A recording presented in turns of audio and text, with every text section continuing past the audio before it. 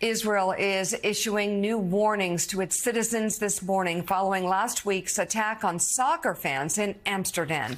Israelis now being told to avoid major sporting events in cities across Europe, including national soccer team's match in Paris this week.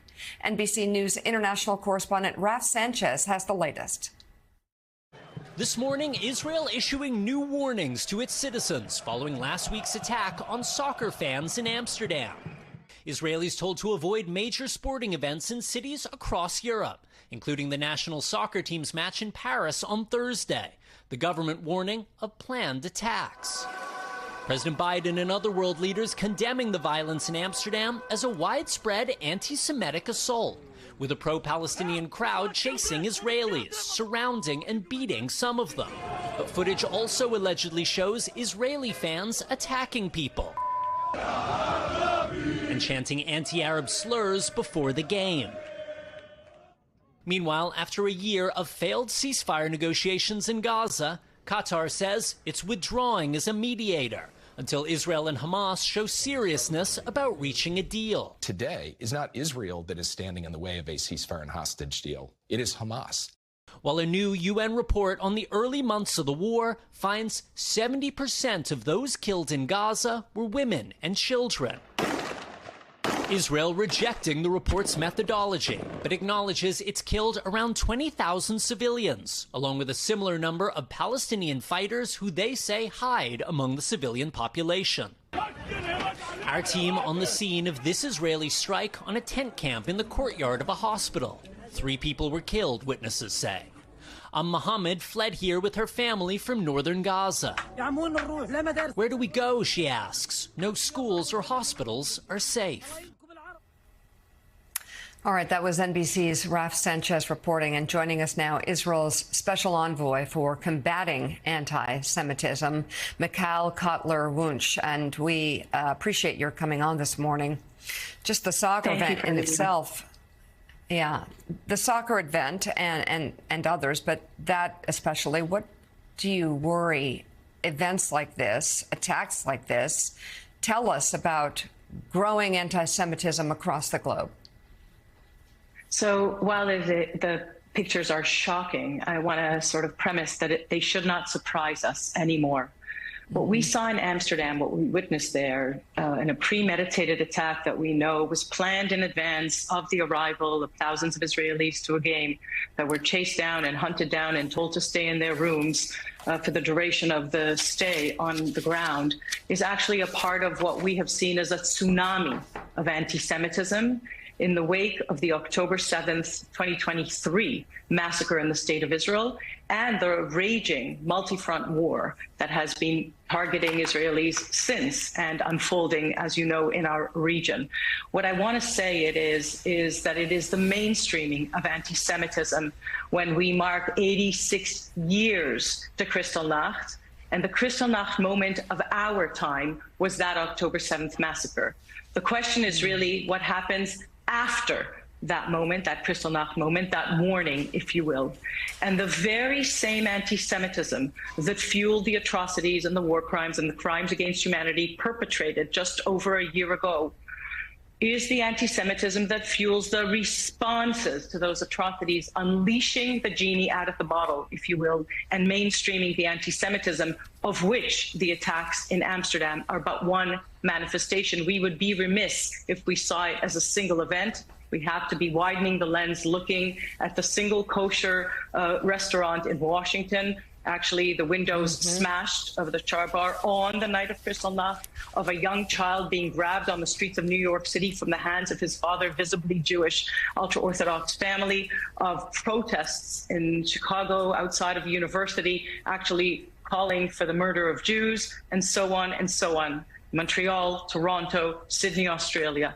That is what we call this tsunami of anti-Semitism. We have seen the rise of hundreds of percentages of attacks of Jews or Zionists or anybody that supports the state of Israel over the last year. So, Michal, certainly you just laid out about this rise of anti-Semitism across the globe, not isolated, of course, this one incident in Amsterdam. Tell us your concerns that it may only grow. We have seen far-right governments on the political parties on the rise throughout Europe. And here in the United States, the election of Donald Trump, when he was in office for the first time in those 4 years, hate crimes, including anti-Semitism, also rose. Is this a trend that you fear is only going to continue? I'll say what it is that I think we should be very aware of, and that is that whether it comes from the extreme right or the radical left or the radical Islamists, anti-Semitism has one definition. It is the result of a very long democratic process, the International Holocaust Remembrance Alliance definition, that enables to identify and combat all strains of what is an ever mutating virus. And you know, the hate that begins with the Jews never ends with the Jews, excuse me. The hate that begins with Jews just predicts what it is that threatens the freedom and the dignity and the liberty in all of the spaces in which we live. The International Holocaust Remembrance Alliance definition includes 11 examples, and any strategy, whether it's university or a national strategy in Europe, in the United States, or anywhere else in the world, that aims to identify and combat all strains of anti-Semitism, no matter where it comes from. As I said, the extreme right, the radical left, the radical Islamist, needs to be utilizing this definition that includes the demonization and the delegitimization and the double standards, whether of the individual Jew, barring them from an equal place in society, or from the Jewish nation state, that is the state of Israel, barring it from an equal place in the family of nations.